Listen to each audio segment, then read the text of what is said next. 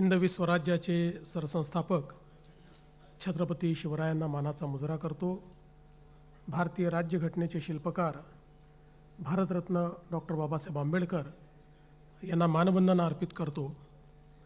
आज ज्यांच्या सत्काराकरता आपण सर्व लोक या ठिकाणी एकत्रित आलो आहोत ते आपल्या महाराष्ट्राचे सुपुत्र आणि भारताच्या सर्वोच्च न्यायालयाचे सरन्यायाधीश आदरणीय श्री भूषण गवई साहेब, मंचावर उपस्थित असलेले केंद्रीय राज्यमंत्री माननीय रामदासजी आठवले,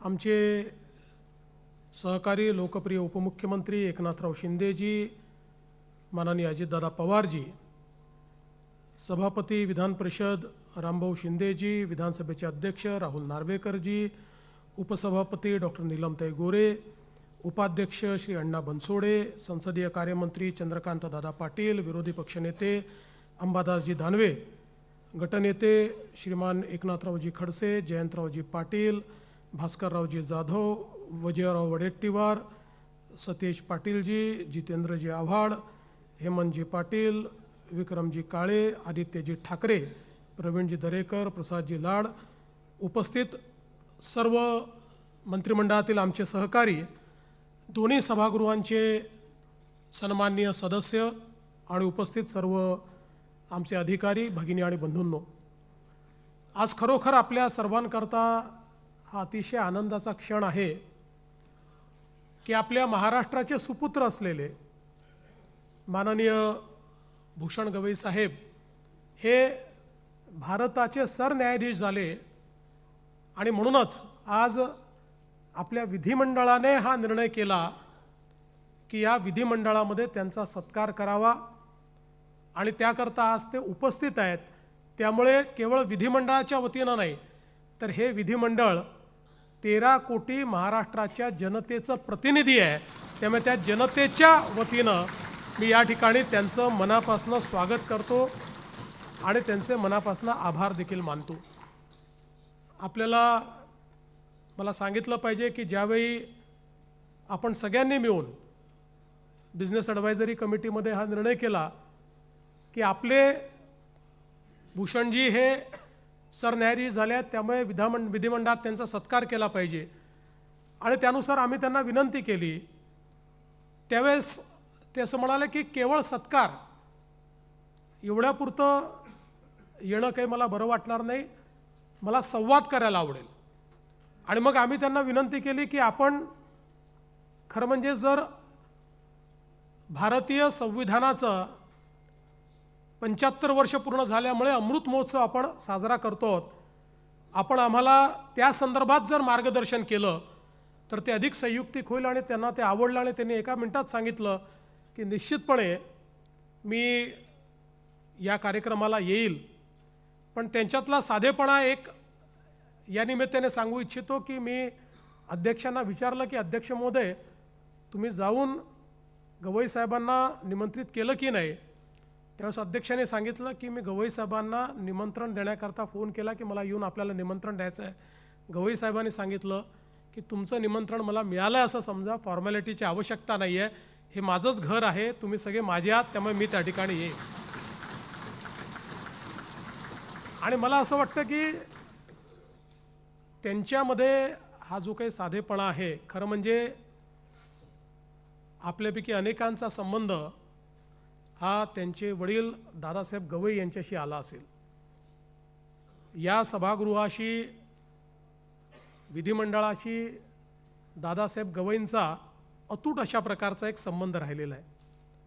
आणि दादासाहेब गवई हे प्रचंड बुद्धिमत्ता असलेले उत्तम वक्ता आणि त्यासोबत अजातशत्रू, सर्व पक्षांशी मैत्री असलेले, सर्वांशी अतिशय घरोब्याचे संबंध असलेले, पारिवारिक संबंध असलेले अशा प्रकारचे दादासाहेब होते। आणि समाजातल्या प्रत्येक व्यक्तीला दादासाहेबांपर्यंत पोचण्याची त्या ठिकाणी मुभा होती, ते सगळ्यांना उपलब्ध होते। खरं म्हणजे तोच गुण हा माननीय गवई साहेबांनी या ठिकाणी घेतला आणि आज ते सरन्यायाधीश आहेत। अनेक वेळा लोक न्यायाधीश झाले, सरन्यायाधीश झाले की एखाद्या कोशामध्ये जातात, पण गवईसाहेब कधीच कोशात गेले नाहीत, तर ते सगळ्यांना नेहमी उपलब्ध राहिले. आणि शेवटला माणूस जो त्यांच्या ओळखीचा आहे तोही कुठे दिसला तरी त्याच्याशी आपुलकीने बोलणारे गवईसाहेब हे आपल्याला नेहमी पाहायला मिळतात. आजही आपण बघितलं असेल तर इथे आल्यानंतर या सभागृहामध्ये किमान 25% लोक तर असे आहेत की ज्यांना ते पर्सनली ओळखतात, कारण त्यांनी तसे संबंध नेहमी सगळ्यांशी ठेवलेले आहेत. मला आठवतं की खरं म्हणजे अनेक वर्षापासून त्यांची सगळी कारकीर्द जवळून बघितलेली आहे. ते ज्यावेळेस सरकारी वकील होते त्यावेळी नागपूरच्या झोपडपट्ट्यांचा प्रश्न निर्माण झाला आणि उच्च न्यायालयाने नागपूरमधल्या काही त्या ठिकाणी 40-50 वर्षापासून लोक राहायचे अशा झोपडपट्ट्या त्या ठिकाणी तोडून टाकण्याचा निर्णय घेतला. आणि सगळे आम्ही चिंतेत होतो त्यावेळी काय करता येईल, सगळे आमदार सगळे लोक. आणि मग विलासराव देशमुख त्यावेळेस मुख्यमंत्री होते, 2001ची वगैरे गोष्ट असेल ही. आणि विलासरावांनी त्या संदर्भात एक बैठकीला त्या ठिकाणी सगळ्यांना पाचारण केलं. त्या ठिकाणी गवईसाहेबांना देखील बोलवलं आणि गवईसाहेबांनी तात्काळ सांगितलं की आपल्याला अशा अशा प्रकारे तोडगा काढता येईल, याकरता सर्वोच्च न्यायालयामध्ये जावं लागेल. ते स्वतः सरकारी वकील म्हणून सर्वोच्च न्यायालयात गेले. त्या ठिकाणी योग्य अशी भूमिका आपले दुसरे वकील वगैरे लावून आणि त्याच्यावर स्थगिती आणली आणि खूप मोठा जो लोकांचा प्रश्न होता तो सोडवण्याचं काम केलं. पण तेव्हापासून मी बघतोय की मानवता आणि संवेदनशीलता हा खरा त्यांच्या स्वभावातला गुण आहे. म्हणजे अनेक वेळा महाराष्ट्रामध्ये मुंबई उच्च न्यायालयामध्ये जज म्हणून काम करत असताना अडचणीच्या वेळा अशा आल्या की ज्याच्यामध्ये एकीकडे कायदा होता आणि दुसरीकडे व्यापक जनहित होतं. त्यावेळी त्या कायद्याचा अन्वयार्थ व्यापक जनहिता कसा काढता येईल, जनहिताकरता कसा काढता येईल यावर त्यांनी भर दिला. आणि प्रत्येक वेळी सगळ्या गोष्टी कायद्याने होतात असं नाही, तर व्यापक जनहित हे कायद्यामध्ये बसवता येतं अशा विचारांनी त्यांनी अनेक निर्णय त्या काळामध्ये दिले. आणि त्यातनं अनेक असे प्रसंग जे कदाचित मला जाहीरपणे सांगता येणार नाहीत, सांगणं योग्य होणार नाही, पण अनेक असे प्रसंग की ज्यातनं अनेक अडचणी निर्माण झाल्या असत्या, लोकांमध्ये खूप मोठ्या प्रमाणात असंतोष निर्माण झाला असता, एक असंवेदन अशा प्रकारची भावना निर्माण झाली असती, अशा प्रसंगी त्यांनी नेहमी त्यातनं मार्ग काढायचा प्रयत्न केला. विशेषतः मला आठवतं की त्यांची काम करण्याची पद्धत इतरांपेक्षा वेगळी कशी आहे, तर एकदा भोपाळचा जो हायवे आहे या हायवेच्या संदर्भात उच्च न्यायालयाने स्थगिती दिली आणि त्याच्यामध्ये जे काही फॉरेस्ट येतं त्या फॉरेस्टच्या संदर्भात काय उपाययोजना केल्या पाहिजेत, तर त्याच्यामध्ये केंद्राचं वन विभाग ज्या उपाययोजना सांगत होतं त्या उपाययोजनांची किंमत ही मूळ रस्त्याच्या दुप्पट होती. त्यामुळे जे काही आपलं नॅशनल हायवे डिपार्टमेंट आहे ते त्याला ऐकायला तयार नव्हतं. रोज मोठ्या प्रमाणात त्या ठिकाणी अपघात व्हायचे, लोक मरायचे, रोज बातम्या यायच्या. आणि मग त्या बेंचवर गवईसाहेब आले आणि गवईसाहेबांनी बघितलं की यातनं मार्ग काढणं तर गरजेचं आहे, कारण हा मार्ग निघाला नाही तर रोज मरणाऱ्यांची संख्या ही इतकी प्रचंड होती, कारण प्रचंड ट्रॅफिक त्या ठिकाणी, कुठेही त्याला विस्तारित करण्याकरता जागा नाही. आणि मग त्यांनी एक वेगळ्या पद्धतीचा निर्णय केला आणि त्यांनी सांगितलं महाराष्ट्राचे मुख्यमंत्री, केंद्राचे एन्व्हायरमेंट मिनिस्टर आणि देशाचे रस्ते विकास मंत्री म्हणजे गडकरी साहेब अशी तिघांची मीच कमिटी करतो, या कमिटीने बसायचं, एका महिन्यामध्ये याचं सोल्युशन काढून माझ्याकडे परत यायचं. आणि मग त्या कमिटीमध्ये आम्ही बसलो, अतिशय वेगवेगळ्या प्रकारे त्यात अभ्यास केला. सगळे जे काही देशभरातले एक्सपर्ट्स आहेत ते बोलवले, आपले प्रवीण परदेशी त्या ठिकाणी होते, त्यांनी काही सोल्युशन सांगितले. असे सगळे सोल्युशन्स तयार केले की ज्या सोल्युशन्समुळे टायगर कॉरिडॉरला कुठला प्रॉब्लेम होणार नाही. आणि मग ते सगळं घेऊन आम्ही त्यांच्यासमोर गेलो आणि एक लँडमार्क जजमेंट त्यांनी त्यावेळी दिलं आणि तो सगळा जो काही मिटिगेशनचा प्लॅन आहे तो मंजूर झाला, तो रस्ता देखील पूर्ण झाला. पण त्याचा परिणाम असा झाला की वेगवेगळ्या अशा प्रकारच्या रस्त्यावर देशभरातल्या NGTsनी वेगवेगळ्या प्रकारचे स्टे देऊन ठेवले होते, त्यामुळे त्या रस्त्यांची कामं होत नव्हती. या एका निर्णयामुळे देशभरामध्ये रस्त्यांची कामं जी वन विभागामुळे अडली होती ती कशी करायची या संदर्भातला मार्ग मोकळा झाला आणि सगळे रस्ते झाले. आणि आजही आपण जर बघितलं तर ते जे काही मिटिगेशन मेजर्स केले होते, तिथे जे काही कॅमेरे लावले, त्याच्या खालून नीट जे आपले वाघ किंवा इतर वन्य प्राणी आहेत ते जाताना दिसतात आणि अतिशय यशस्वीपणे, आणि जी काही किंमत लागत होती त्याच्या 25% किमतीमध्ये हे मिटिगेशनचं काम आपण करू शकलो. त्यामुळे मुळातच आपण जर बघितलं तर एक वेगळा अप्रोच, प्रत्येक गोष्टीमध्ये आपल्याला मार्ग काढायचा आहे. म्हणजे त्यांचे बाकी जजमेंट्स तर आपण सगळे निश्चितपणे या ठिकाणी 370चं कोट करतो, किंवा आरक्षणामध्ये वंचितांना आरक्षण कसं मिळेल त्याकरता सब क्लासिफिकेशनचा विषय अनेक लँडमार्क जजमेंट्स आहेत. पण महाराष्ट्राकरता एक अजून महत्त्वाचं जजमेंट जे त्यांनी दिलेलं आहे ते झुडपी जंगलाच्या संदर्भातलं जजमेंट आहे, की झुडपी जंगलाच्या संदर्भात वर्षानुवर्ष, म्हणजे आम्ही लहान होतो तेव्हापासनं कुठलाही विदर्भातला पुढारी हा एकच मागणी करायचा की झुडपी जंगलाचं काहीतरी करा, कारण आमचे सगळे प्रोजेक्ट त्या ठिकाणी अडलेले आहेत. पंतप्रधानांकडे सगळ्या मंत्र्यांकडे आम्ही जायचो आणि अतिशय जटिल, कारण एकीकडे वन अशी संज्ञा होती, दुसरीकडे ती रेव्हेन्यू लँड आहे असं म्हणणं होतं, आणि त्यातनं अनेक प्रोजेक्ट अडले होते, लोकांची घरं अडली होती.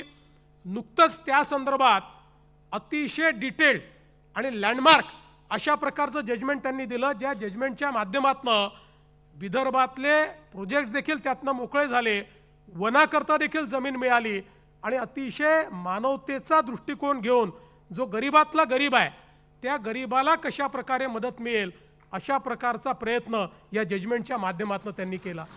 आणि म्हणूनच मला असं वाटतं की शेवटी कायदा असतो, कायद्याचं इंटरप्रिटेशन असतं, पण हे सगळं करत असताना एक व्यापक जनहित हे मनामध्ये ठेवणं हे अत्यंत महत्त्वाचं असतं.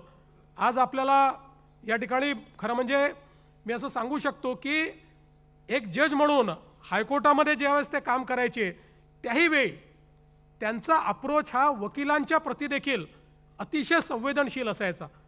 अनेक वेळा अनेक वकील थोडं कमी ज्ञान असतं, योग्य प्रकारे विषय मांडू शकत नाही, त्यामुळे अनेक वेळा न्यायाधीशांच्या त्यांना रागाला सामोरं जावं लागतं. पण गवईसाहेब एक असे न्यायाधीश होते की ज्या वकिलाला काही येत नाही तो वकील उभा राहिला तर न्यायाधीशच त्याला सांगायचे की बाबा रे तुझ्या केसमध्ये हे मांडलं पाहिजे, ही बाजू न्यायाची आहे ती तू मांड, आणि त्याच्यानंतर मग ते जजमेंट द्यायचे. त्यामुळे जो सामान्यातला सामान्य वकील होता त्यालाही गवईसाहेबांच्या कोर्टात उभं राहायला बरं वाटायचं की बाबा इथे चुकलो तरी शिव्या पडणार नाही, गवईसाहेब आपल्याला सांभाळून घेतील. आणि म्हणून मी तर नेहमी असं म्हणतो की समजा जर सगळ्या वकिलांचं एक आपण समजा मतदान घेतलं कुठल्याही कारणाकरता, तर मी तुम्हाला सांगतो 2/3 नाही 3/4 मेजॉरिटी ही गवईसाहेबांना मिळेल. त्यांनी हायकोर्टाचा जज म्हणून देखील सातत्याने हायकोर्टाचं इन्फ्रास्ट्रक्चर असेल, वकिलांच्या समस्या असतील, वकिलांकरताही आपलं हक्काचं घर कुठलं तर ते गवईसाहेब, वकील संघटनांना काही असलं तर गवईसाहेब. त्यामुळे एक प्रकारे न्यायालय आणि सरकार आणि वकील यांच्यातल्या दुव्याचं काम हे सातत्याने त्यांनी केलं. आणि हे सगळं करताना कमीत कमी ज्युडिशियल ऑर्डर्स, कधी फार ज्युडिशियल ऑर्डर द्यायच्या नाहीत, समन्वयाने काम झालं पाहिजे, चर्चेने काम झालं पाहिजे, असा प्रयत्न सातत्याने त्यांनी केला. आणि दुसरं मी एक बघितलं की आता गेले अनेक वर्ष सुप्रीम कोर्टमध्ये गवईसाहेब काम करतायत, पण सुप्रीम कोर्टमध्ये काम करत असताना एकही शनिवार रविवार ते दिल्लीमध्ये नाहीत. प्रत्येक शनिवार रविवारी गवईसाहेब देशभरातल्या कुठल्या तरी कोर्टामध्ये, कुठल्या तरी वकिलांच्या संघटनेच्या कार्यक्रमामध्ये, कुठेतरी लेक्चर देण्याकरता त्या ठिकाणी फिरताना आपल्याला पाहायला मिळतात. कधीही त्यांनी सुट्टी घेतली आहे असं पाहायलाच मिळालेलं नाही. आणि म्हणूनच खरं म्हणजे सर्वोच्च न्यायालयाच्या सरन्यायाधीशांची शपथ आणि त्या शपथेकरता अक्षरशः येणाऱ्यांची मारामारी अशी परिस्थिती निर्माण झाली. कारण देशभरातनं इतक्या मोठ्या प्रमाणात सगळ्यांना माहिती होतं की एवढे पासेसही मिळू शकत नाही, पण गवईसाहेबांची शपथ आहे हा विचार करून देशभरातले लोक वकील हे त्या ठिकाणी केवळ वकील नाही तर वेगवेगळ्या वॉक ऑफ लाईफचे लोक हे त्या ठिकाणी हजर झालेले आम्हाला अनेक लोक सांगतात की इतक्या मोठ्या प्रमाणात लोक बघितले नाहीत, कारण त्यांनी कधीही संबंध सोडले नाहीत. त्यांच्या ज्युडिशियल कामावर त्यांच्या संबंधाचं कधी प्रेशर आलं नाही. गवई साहेब हे संबंधातनं तुमच्यासोबत चहा पितील, परंतु ज्यावेळेस एखादी केस असेल आणि त्या केसमध्ये जर बाजू घ्यायची असेल तर ते न्यायाचीच बाजू घेतील. आणि म्हणूनच सामान्यातल्या सामान्य किंवा मोठ्यातल्या मोठ्या माणसांना भेटताना कधीही गवई साहेबांच्या वागणुकीमध्ये आपल्याला बदलच दिसत नाही. ते सारख्याच पद्धतीनं त्यांना भेटताना आपल्याला दिसतात. हे खरं म्हणजे त्यांच्या स्वभावाचं महत्त्व आहे. आणि आपल्याला कल्पना आहे की खरं म्हणजे दादासाहेब गवईंनी आपल्या नागपूरची दीक्षाभूमी जी आहे ती घडवली. आज जे काही स्वरूप दीक्षाभूमीचं आपल्याला पाहायला मिळतं आहे त्याच्या पाठीमागे दादासाहेब गवई आहेत. खरं म्हणजे भारतरत्न डॉक्टर बाबासाहेब आंबेडकरांनी ज्यावेळेस धम्मदीक्षा घेतली त्यावेळेस दादासाहेब गवई आणि अनेक लोकांनी त्या ठिकाणी खूप मोठ्या प्रमाणात ते सगळं कार्य उभं केलं आणि मग हे स्मारक उभं राहिलं पाहिजे या दृष्टीनं ते काम दादासाहेबांनी केलं.